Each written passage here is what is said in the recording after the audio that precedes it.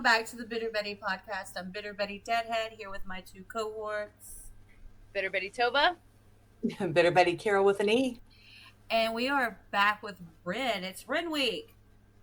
Of course we're back. Woohoo! Yeah! Y'all act like you're excited. I'm just kidding.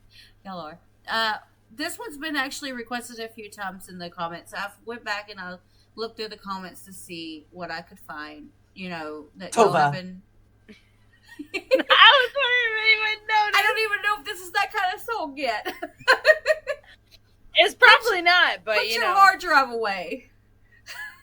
The hard drive is always active. Oh, we know the Tova's hard drive works. So It's a moving. But this one has been requested a few times, and so we're gonna see what Eden's all about.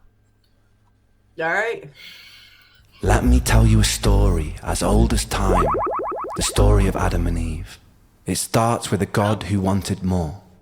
God had just created the heavens and the earth. He had the angels by his side, but they had no will of their own, and so the autonomy to love or reject him was never theirs.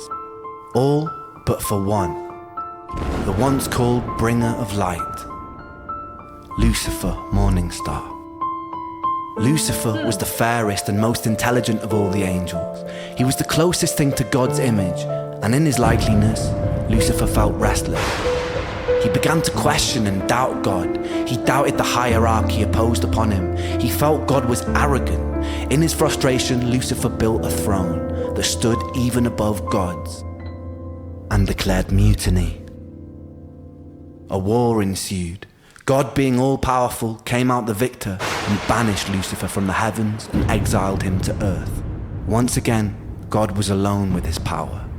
Perhaps from loneliness, perhaps from curiosity, perhaps from a desire to share love, God began to work on his greatest project yet, a being that would mirror himself, the human, two humans specifically, Adam and Eve. They were placed inside a paradise built for them on earth, the Garden of Eden. In the garden, God placed a tree that bared fruit that would grant anyone who ate it powers bestowed only to a God, to tell good from evil, left from right, to live righteously or to sin. He named this the tree of knowledge. God told Adam and Eve they could eat whatever they wanted in the garden, but never the fruit from the tree of knowledge. And if they disobeyed him, it would be punishable by death. The basic way the story of Eden is told is that Eve was tempted by Lucifer in the form of a serpent to eat a fruit from the tree of knowledge. Convinced, she bit the fruit, she passed it to Adam, and he did the same. Suddenly, ultimate knowledge filled their minds, and they realized they were naked and felt shame. God discovered this betrayal and felt anger. He exiled Adam and Eve and cursed them with the life of a mortal. They would work, they would bear children, and they would die. The fate of a human. Now look deeper. In the story, the serpent tempted me by telling me I would gain ultimate knowledge and that God would spare me. Both were true. This wasn't some great deception, meaning that Satan, in the likeliness of God, perhaps understood his intentions. In fact, the only lie uttered in the Garden of Eden was by God, who did not end up condemning Adam and Eve to death. This could But the sheer fact that the tree existed and that humans were initially cut off from this knowledge may imply some part of God was afraid that if humans were granted the gift of perception, they, like Lucifer, would have the power to reject him too. The fact that there stood a beautiful tree that could grant this knowledge in the first place implies that a small part of God, supposedly all-knowing, perhaps wanted and intended the humans to bite too. In the Bible, Satan was an exiled angel of free will. Humans are exiled descendants of Adam and Eve, also with free will. Not only have we shared a similar fate to the devil, we were also both constructed in the image of our Creator. constructed in the image of our Creator, meaning our behaviors, in some shape or form, Do y'all notice how there's like AI, like voices there too? Y'all noticing that? Okay. Almost like that electronic voice. Yeah. Mm-hmm. Yeah. perfectly echo his. We could assume that this kind of God has his doubts, but as the most powerful being in the universe, he has no one above him to turn to with questions, and no one to doubt but himself, and an incredibly lonely and isolating existence.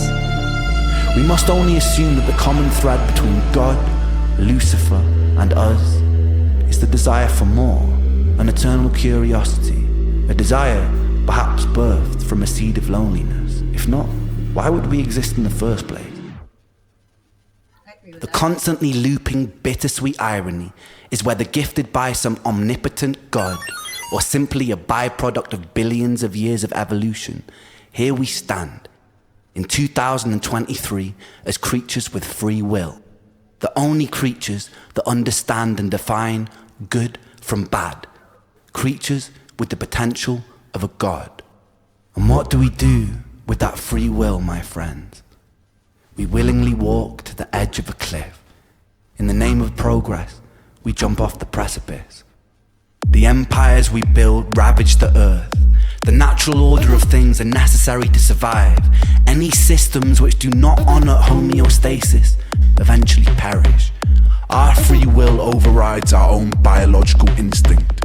We can take more than we eat. We can kill more than we need. We can willingly create weapons with the potential to burn everything we've built to the ground. We willingly decide to bow at the altar of greed, the most insidious and destructive of all sins. We put our faith in corporations who pose as rulers. We willingly allow ourselves to be led by outdated power systems ran by corrupted politicians and bloated dictators who claim domain and dominion over an open and free land. We willingly elect the corrupted when the decision was always ours to build something better. We willingly create and impose separation because of beliefs that we are force-fed through our phones and television sets. We always had the will to reject these things, but we adhere to them as though they were the laws of physics. War, famine, pestilence, greed, these aren't things imposed upon us by an all-powerful God or by his demonic adversary. They are here because of us. Not because of free will, but because of our inability to use it. We must be motivated to be better, not out of fear of punishment of an eternal damnation, but because the choice exists, because we love ourselves, because we have the power to absolve ourselves of so much unnecessary suffering. Take a second to be in this very moment. In this moment, how much suffering is happening all over the planet right now?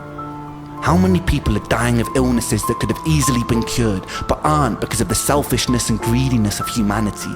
How many people break their backs and reject their own passions to simply afford bills and food? How many of us crave distraction from existence? How many of us numb that pain in whatever way necessary? How many children are being abused? How many people sleep cold and hungry on the streets? How many of us become cogs inside a machine that is destroying itself? How many soldiers have been forced to fight in meaningless wars? How many humans have killed for ideals they don't believe in or understand? How many people have died for the greed of another man? And how much of this was avoidable? As written in the Bible, Satan was not condemned to hell. Satan was condemned to earth. He lives there amongst other creatures with free will, who always had the choice and still chose their own undoing. Ladies and gentlemen, this is our self-made hell. The bittersweet irony is this is a creation of our own design.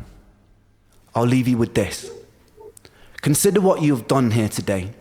You have worked together as individuals collaborating to form a giant neural network, a hive mind capable of achieving incredible things. We have lent on each other's strengths to solve puzzles and decipher riddles, and we've done so to win money. Imagine applying that same spirit and determination to creating the closest thing we have to paradise here on Earth.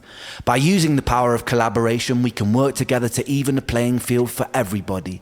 Our dystopias can become utopias. Our Jahannams can become Jannah. Our hells can become heaven, right here on Earth. And this sentiment applies to atheists, agnostics, and believers alike. Myself, I'm an agnostic who believes. I believe in us. We must do better because we can choose to. We must be better simply because the option exists. Thank you. So that wasn't a song. That's But it was, I really liked it. that was really, like a spoken word. Yeah, I enjoyed it. Yeah. I thought the way Damien explained it, I thought it was a song, but I guess I misinterpreted him.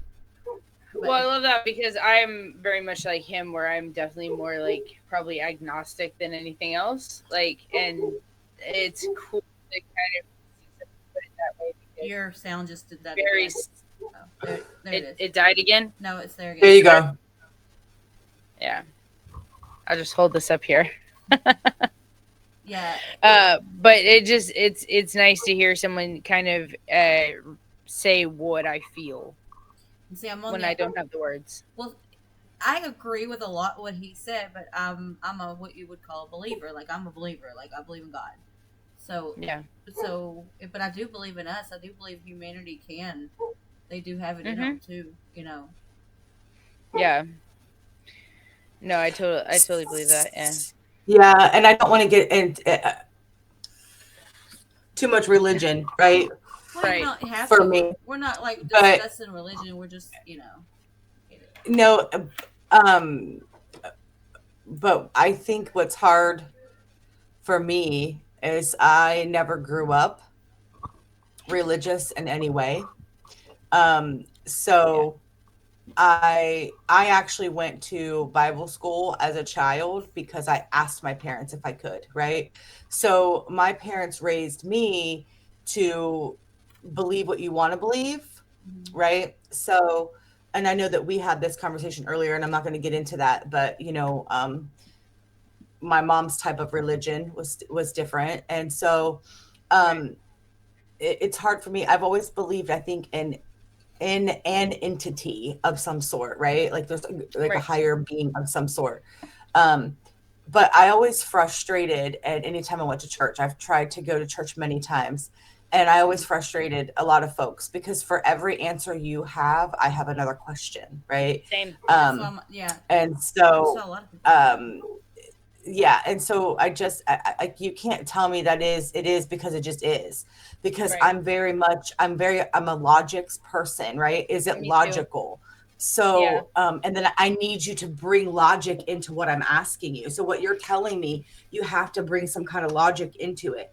So but I'm always one too, though, like I never, so like if you believe, in a God and Allah or Buddha or whatever, your entity is, then because when I think partly when I've done some research on different religions, when I look at it, it all kind of boils and says the same thing, right? It's just, it branches, right? It's just different people believing a little bit differently. So that's why I'm like, well, your God is whoever your God is. I'm not going to tell you who your God is not the same. Like you believe in whatever you want to believe in, right? So that's always been a tough one for me. So I've always found religion fascinating, though I don't have like my own like firm religious beliefs of any kind. I just believe like, yes, there's something. See, right? I don't. Well, and that's basically what agnostic is like I believe in some higher power. Like we can barely explain a tiny fraction of the universe. Who am I to say that some higher power does not exist? Do I believe that it happened exactly as they say in the Bible? No, I don't. But I do believe there is some higher power, and I believe there is benefit to the Bible for the morale it teaches to people, and just about being a good person and being good to other people. See, personally, I don't believe in any religion, period. I believe in God, but I don't believe in any religion. I believe and that's why I say agnostic as opposed to religion. I believe religion is man-made. So 100%. It's business. Right. You know what I mean? Like give 10% of your living to the nah. Sorry. But I do believe in God, but I don't believe in religion. That's right. So no organized religion. Right. I mean, I don't practice nothing. I mean, I can tell you I believe in God all day long, but I don't go to church. I don't do any of that because I've been burned, but that's a different story. Well, and I don't agree with everything the church believes, so it's like to me they're like, like I said, I believe in a higher power, and I don't know if that's an alien or if that is a the God, if that's even his name, if that was something made up. I don't know. I have so many questions, right? And Me too. No amount of like I liken it to a game of telephone. I don't know if you ever played telephone when you were little, but you would sit in a circle and one person would say something to the next in their ear and whisper it, and you only get to say it the one time and you pass it on. And by the time you get to the person behind you, the story is whatever you said is completely different, right? Mm-hmm. And the Bible has been translated so many times that I can't definitively say I 100% believe that, because I don't. I don't. Right? I just don't. And I don't know that I've ever said that out loud to anybody, if I'm being honest. Like, I just don't. But I believe there's too many amazing miracles and magical things in the world for me to say there isn't a higher power. I do believe there is a higher power. There could be spirits. There could be so many things. Like I said, we've barely scratched the surface of the universe. Even the human mind can't even comprehend the expanse of what the universe really is. We have no idea where it begins or where it ends or where we fall in that whole matrix. Right. So there is definitely something bigger out there. I don't 100% know what it is, but I know what it means to be a good person. Right. Correct. And at the end of the day, that's what matters. Yeah. And I think at the end of the day, that's exactly what Ren was trying to get across, right? Yeah, that he believes in us, as believing in us as people. Like, you have the free will, humanity, to be good. And see, and this is where I do differ a little bit, because I do believe that evil does run this freaking world. No, I believe it. I've seen evil, right? Mm-hmm. Even if it's not red and has horns, right? Like, I've seen evil. There is, Carol just told us a story a while ago about something that's going on in her personal life. No, 100%. I personally believe it's completely evil. Like, not her. Yes. I'm not going to go. Well, and if you think about, you think about the evil. I'm not evil in the world. No. Carol's not evil. No, but like, there are evil things that have happened in the world. Things that are just truly so disgustingly evil. There is no other word but evil to describe them, right? Like, so if that exists, I feel like there has to be the same level of good as well, right? Absolutely. It's always got to be a balance. But sometimes that evil, it's like, you go back to like negative comments, like negative always outshines. Yeah. You can have 100 good comments and 3 bad ones, and those bad ones are just the ones burned into your brain. Why I gravitate toward Ren's music, because it's so positive, and even though he has all these bad experiences, somehow he makes positive out of it. Like, and that's why I gravitate toward Ren, because he's a good person. Talk about making lemonade out of lemons, right?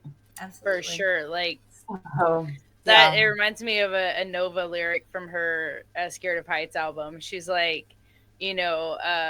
life gave me lemons, man, I hate them, but bitch, I got the sickest lemonade stand. Like, oh yeah. I was like, yes.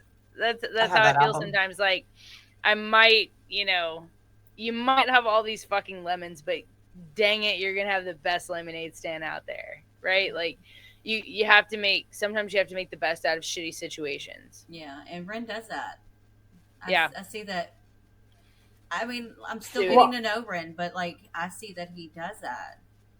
Yeah. Personally, I am,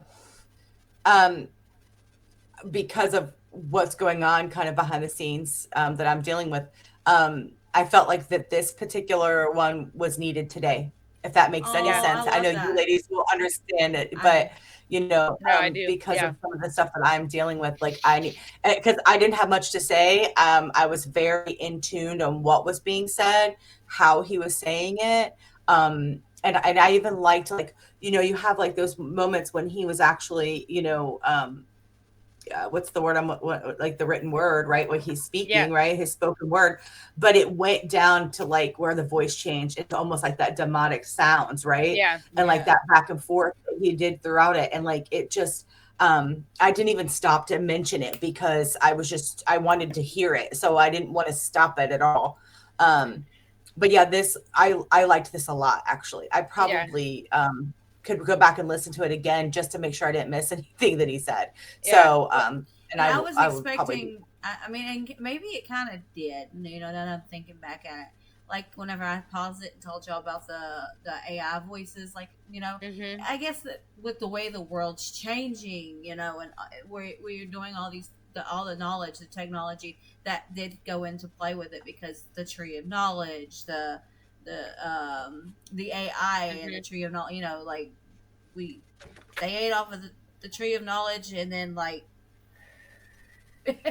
you know what I mean? Like, and I don't know if they saw the movies and the TV shows I've seen, but AI, they will kill you. Terminator. This is not wise. This is not good. Okay, no. The filters are cool. The robots, they will kill us. Anybody seen Terminator? Right? By the way, I'll be back. iRobot. Yeah, like, come on. I know y'all have seen these fucking movies. Let's go. Terminator a lot because I know my son, which y'all met Toaster, when he was little, when he was a little bitty tyke, he used to binge watch Terminator, and he was always obsessed and thought that one day we're gonna be ruled by freaking robots. So it's kind of funny because AI is such a massive thing now. So it's funny for him because I watch him get all excited about, like, he's not excited, but he's like kind of scared, you know. He's kind of scared about it. Yeah, it's scary. I'm telling you, AI is not the way to go. Okay, like, nope. Keep it simple. Keep it simple, stupid. That's one of the best things I ever heard in my life. Yeah. Keep it simple, stupid. Yes, absolutely. I just want to stay here. AI is here. I want to be here where it's safe. I feel you. I love Safety first. But wrap it up then. Let's wrap it up then. So make sure you guys like, comment, subscribe. If Ren has anything else out like this, could you let us know? Because I really enjoyed it. Like, I like this. I liked his whole storytelling, and I liked the video and how it went along with it as well. Like that animation again. I really enjoyed another one with Ren's animation. I can't recall the song right now. It may not even be released yet. I don't remember. But but I released that. That's what you're talking about. Okay, but I really liked the animation in that one too. So but yeah, until next time, unless you ladies have anything else that you need to add. No, I think that was great. That was super emotional and touching, and like something different from Rem, which I love that everything we do is different. It was different for this channel too, and I like that. Yeah. Ren is always a surprise to me, and I love that. I love that he keeps me guessing.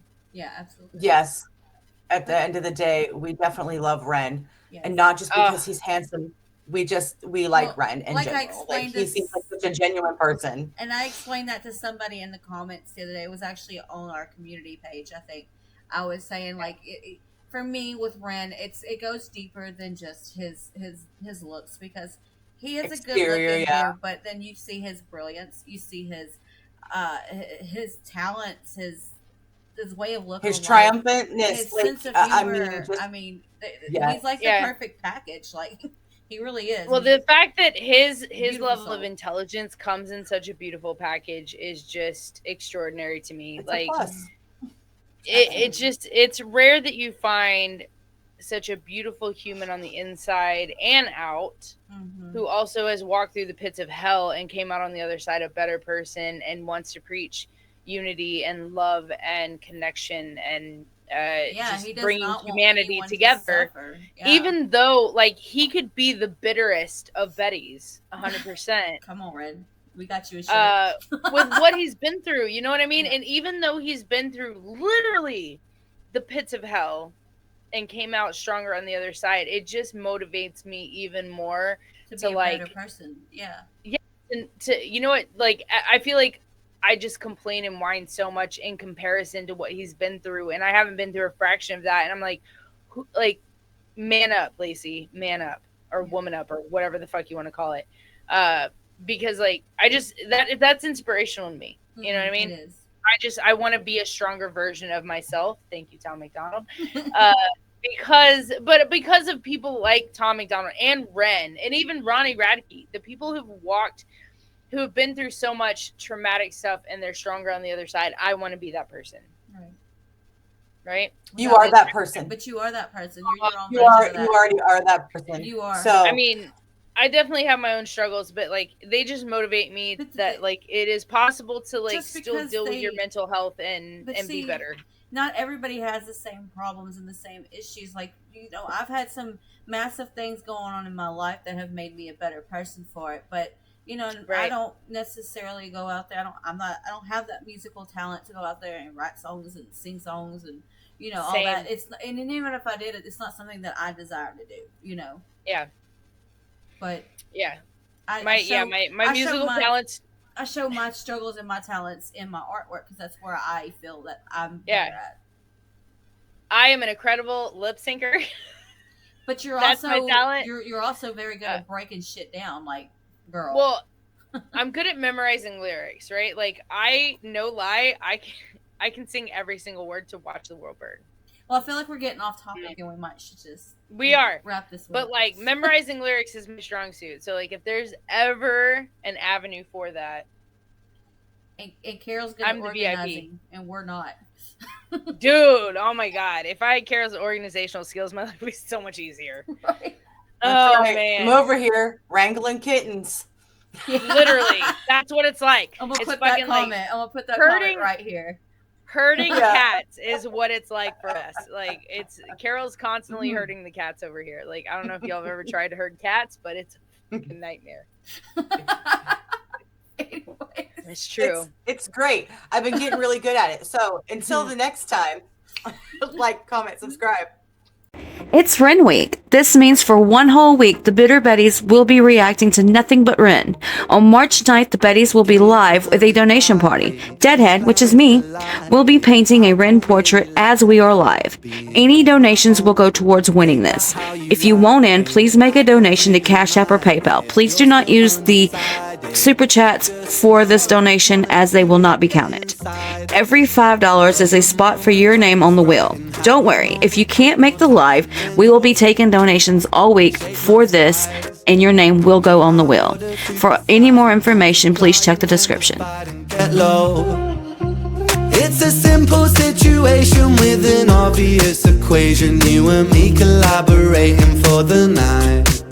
Leave no room for hesitation or for awkward conversation. Just enjoy the syncopation when it's right. You came in uninvited, two planets collided.